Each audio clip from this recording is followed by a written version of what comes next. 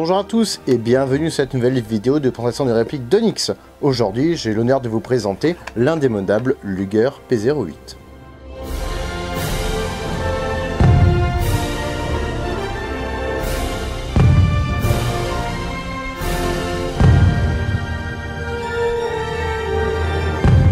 Avant toute chose, je me dois de vous préciser certains points comme d'habitude. Tout d'abord, bien qu'il s'agisse de quasi-armes, je parlerai de répliques pour plus de simplicité. Cette série de vidéos est réalisée en étroite collaboration avec le fabricant d'Onyx, que je remercie infiniment pour son soutien, mais ce n'est pas pour autant que je ne vais pas parler des défauts qui constituent cette réplique. En effet, je fais des reviews et non des publicités vous incitant à acheter. De nombreuses personnes vont me demander, à raison, mais à quoi ça sert d'avoir une réplique qui ne soit pas airsoft, donc qui ne tire pas de billes, et qui ne soit pas une vraie arme avec une vraie histoire.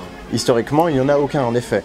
Ce bloc de métal et de plastique n'aura pas d'autre but que de faire joli. Mais lorsque nos gouvernements auront interdit les armes neutralisées, j'espère pas que ça arrivera, mais on sait jamais, alors peut-être qu'il ne resterait que ce genre de réplique pour montrer au public ce qu'était la vie dans les années 40. Alors à qui est destiné ce type de réplique?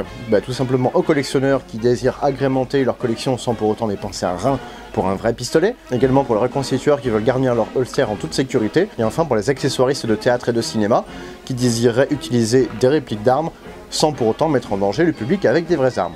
Après, évidemment, il sera toujours possible d'acquérir pour vous ce type de pistolet en airsoft, puisque ça existe dans les mêmes ordres de prix, mais ce n'est pas ici le sujet de cette vidéo. Alors Onyx, c'est quoi? Onyx est une entreprise espagnole fondée en 1967, spécialisée dans la reproduction d'armes allant de l'Antiquité jusqu'à 1982. Ils sont leaders sur le marché et exportent dans une quarantaine de pays. Dans le domaine de la Première et Deuxième Guerre, ils proposent une quarantaine de références. Je vous invite à aller voir leur chaîne YouTube, le lien est dans la description. Passons maintenant au Luger P08 de chez Onyx. Si vous voulez avoir l'historique et les caractéristiques de l'arme originale, je vous invite à voir la vidéo que j'ai mis dans la description, il y a tout ce que vous devez savoir. J'ai déjà pu vous présenter plusieurs Luger Airsoft, à savoir le Tanaka, le WE, le KWC, mais ici nous sommes sur un type de réplique complètement différent. En effet, je ne vous invite pas à vous en servir pour de l'airsoft, à moins de lancer directement le pistolet. C'est donc ça qu'on appelle un lanceur? À première vue, ce P08 n'est pas trop mal fini. On a quelques traces de moulage et d'usinage, mais honnêtement, j'ai vu pire. Donc là, c'est plutôt satisfaisant. Commençons par les marquages, nous en avons deux. Un à un endroit réaliste, ici, le 938 qui est sur le côté gauche, à l'avant de la portière, qui correspond au numéro du pistolet. A noter que la version avec plaquette bois aura le même numéro quand même. Soldat, je vous trouve mignon. Pouvez-vous me donner votre numéro? Jawohl, Herr Leutnant, c'est le 938. Merci, soldat Superblick. Vous viendrez ce soir dans mon bureau. Nous allons vérifier que votre canon est bien nettoyé. Jawohl. Mais c'est dégueulasse. Et nous retrouvons le traditionnel d'Onyx Padding Spine sur le côté droit, au-dessus de la plaquette, sauf que cette fois on ne peut pas la dissimuler facilement. En effet, il est gravé en creux et non en relief, comme on a pu retrouver sur le PPK ou le Lee Enfield. Il existe plusieurs modèles de ce pistolet, comme je l'évoquais à l'instant. Ici, il s'agit de la version 1143. Facile à retenir, hein. Mais si vous voulez la version avec plaquette bois, il s'agira de la M1143. Il existe plusieurs versions, une version 4 pouces, une version 6 pouces marine et une version 8 pouces artillerie, en rajoutant à chaque fois la variante plaquette plastique et plaquette bois. La version artillerie aura en plus une hausse à ce niveau-là. Donc si vous voulez faire du première guerre, prenez la version avec plaquette bois. Si vous voulez faire du deuxième guerre, vous pouvez prendre les deux, au choix, puisque la version Bakelite n'existait pas pendant la première guerre. Attention aux anachronismes. Poids annoncé 965 grammes, lorsque l'original fait 871 grammes. Nous avons donc un léger surpoids sur ce pistolet. Bon, va falloir te mettre à la diète, toi. Non, je plaisante. Je suis à peu près convaincu que sur un original, si nous garnissons les 8 cartouches de 9 mm dans le chargeur, dans ce cas-là, nous aurons un poids qui sera réaliste.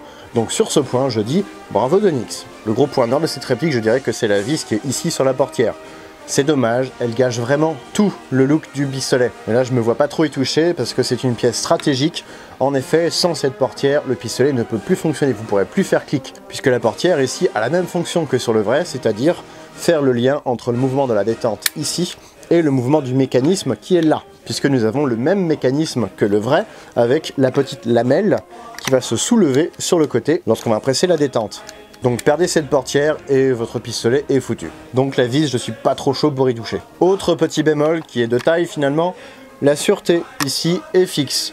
Alors c'est un moyen pour Onyx d'économiser le marquage The Shorite qu'il y a caché en dessous normalement, sauf que ça se voit un petit peu trop que c'est fixe et c'est surtout moulé dans la masse. Alors les plus bricoleurs pourront changer ça à coup de Dremel en creusant légèrement sous le levier pour faire croire qu'il est mobile, mais j'avoue que moi je ne suis pas assez habile pour pouvoir faire ce genre de travail, j'ai pas les bons outils.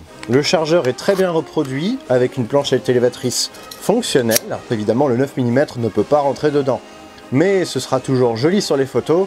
Et en plus, on n'a pas la valve en dessous comme on peut avoir sur les répliques d'Airsoft. Donc ça aussi, c'est un point positif. Attention cependant, le bouton d'éjection est dangereux.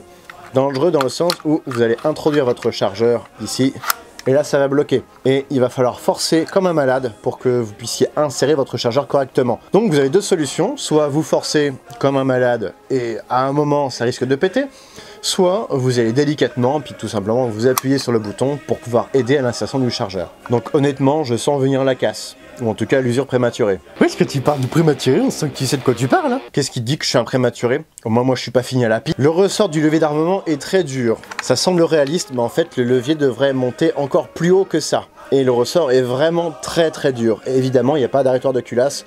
Donc si vous voulez pour les photos garder votre culasse ouverte, ce ne sera pas possible. Il sera possible de mettre une cartouche dans la chambre, mais l'extracteur ne fonctionne pas vu qu'il est moulé dans la masse. Donc démerdez-vous pour pouvoir enlever la cartouche une fois que vous avez ouvert votre culasse qui est dure à manipuler. Par contre j'ai l'impression que ce pistolet n'est pas en 9 mm. En effet, la cartouche de 9 mm, quand vous essayez de la mettre dans la chambre ou dans le chargeur, ça passe pas. Par contre, une cartouche de 7,65, si. En fait, je crois que ce truc est un P06 camouflé. Oui, P06, vous connaissez pas? C'est la première version du P08, Luger, sauf que c'était en 7,65, avec quelques évolutions, bien sûr, qu'il y a eu entre le 6 et le 8. Dans 6 ans, une complot, tout n'est que mensonge. Tout ceci pour dire, si vous voulez mettre une cartouche dans le chargeur, vous pouvez, mais en 7,65. Comme ça fait joli sur les photos. Le canon est bouché par une barre de métal qui se situe à ce niveau-là. Je vous conseille pas d'essayer de l'enlever, ce serait peut-être vous tenter de mettre des vraies cartouches dedans, pour après, au final, essayer de tirer à blanc avec et puis de mourir. Ce serait dommage, quand même. Quelques améliorations qui peuvent être effectuées, là il est brut de décoffrage. On peut décaper la détente, on peut décaper le levier ici, on peut mettre de la patine sur la portière, bon, bien que celle-ci apparaîtra normalement à force de mettre dans le holster et de l'enlever. On pourra également décaper le bouton du chargeur de l'autre côté, bon dommage il y a une vis dessus, ça se verra un petit peu plus. Et puis sur l'autre côté du levier qui enlève la portière. Décaper aussi la sûreté, hein, tant qu'on y est. Et ce que je vous conseille vivement de faire, décaper le talon du chargeur. Les chargeurs avec le talon alu étaient très courants. Tous ces éléments, on peut voir sur différentes photos de vrais pistolets, ça pouvait être décapé, tout comme des fois ça pouvait être bronzé. Il sera possible d'ajouter des marquages sur différentes pièces, donc là ce serait 38 qu'il faut marquer, puisque c'est les deux derniers chiffres du numéro de série. La date pourrait être rajoutée sur le dessus de la chambre, donc ici je rajouterais bien un 1942. Par contre attention, n'y allez pas trop fort avec vos lettres à frapper, ça reste du Zamac en dessous, ce serait dommage d'abîmer votre pistolet à coups de marteau. Et pour les versions de 42, on peut rajouter un P08 ici, mais honnêtement, moi je le ferai pas parce que je trouve ça moche, tout simplement. Il est assez dommage de voir que les proportions de la genouillère ici ne sont pas bien respectées. En effet, on peut voir qu'elle est légèrement trop haute et la mire ici, non réglable, est légèrement trop haute également. Après, on commence à avoir l'habitude avec les répliques d'Onyx d'avoir leurs proportions propriétaires. C'est également ce qu'on pourra dire du ressort de la détente qui est mal placé. Normalement, il devrait être plus haut. Nous avons donc là aussi un emplacement propriétaire. C'est un nouveau moyen que tu as de dire que c'est de la merde, ça, propriétaire. Mais non, c'est un moyen de dire que c'est pas réaliste. Après, ça s'appelle un choix artistique, hein. C'est bien ce que je dis, tu vas avoir des problèmes, toi. On va te couper les... T'as payé tes factures? Ben non, j'ai proposé un partenariat avec EDF. Mais quel con. Et le dernier petit point négatif que je pourrais noter, et j'ai pas trop de solutions à ce sujet, c'est que le chargeur a du jeu, donc quand vous bougez votre pistolet, ça fait clic clic clic clic clic. Donc si vous voulez garnir votre holster et rester crédible, enlevez le chargeur et mettez-le dans la petite pochette à côté. Parce que là du coup, c'est déjà plus pratique, c'est déjà plus silencieux, c'est déjà plus réaliste. Voici ce qui conclut cette vidéo de présentation de réplique d'Onyx, j'espère qu'elle vous aura plu. Si c'est le cas, comme d'habitude, n'hésitez pas à laisser un pouce bleu, à laisser un commentaire, à vous abonner et à partager cette vidéo, c'est très important. Je remercie à nouveau Donix pour son éternel soutien, et si vous aussi voulez me soutenir dans mon aventure, n'hésitez pas à aller voir ma page Tipeee, vous pourrez aller donner un petit coup de main, que ce soit sur la forme ou sur le fond de mes vidéos. Quant à moi, je vous donne rendez-vous prochainement pour une nouvelle vidéo de présentation de répliques d'Airsoft, de répliques d'Onyx, d'uniformes et de VIP. Salut!